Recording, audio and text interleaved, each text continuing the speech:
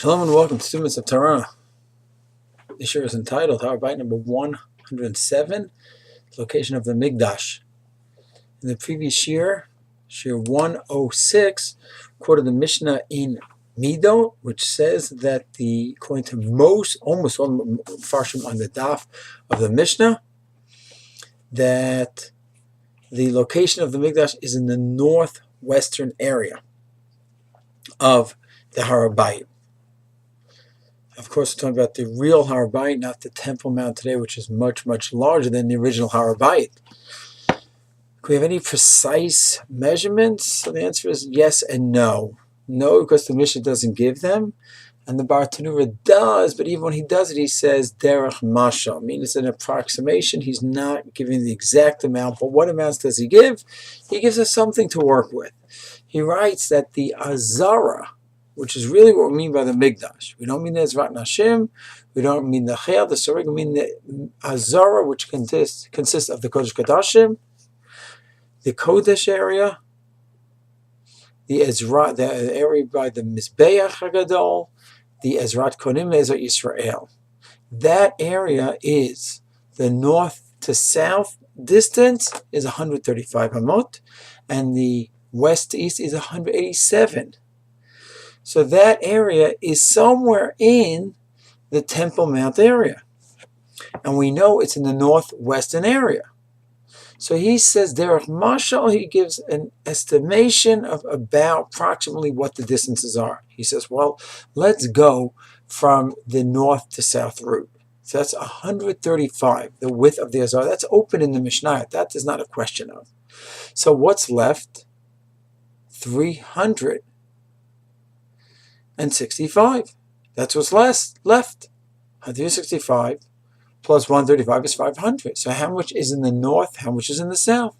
So he posits that in the north you have 115 amot. So that means that 135 plus 115, that's 250. So you have the Azara plus the northern and taking 250 of the Temple Mount area, which means naturally on the southern area, there's 250 amot in the southern area.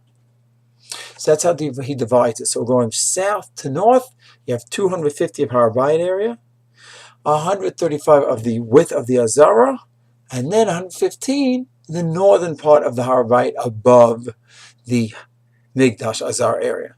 What about from west to east? So there, west to east, it's 187. That's open in the Mishnayot.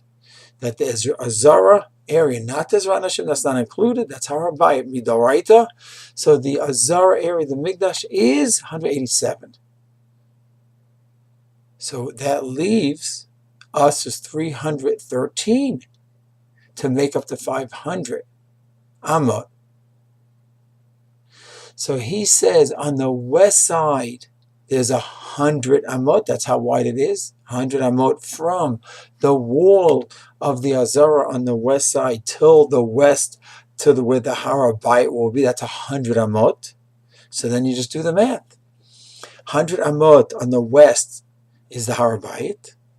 Then as you travel east, you have the Azara area is 187. So that equals up to how much? 100 is 287. So what's left?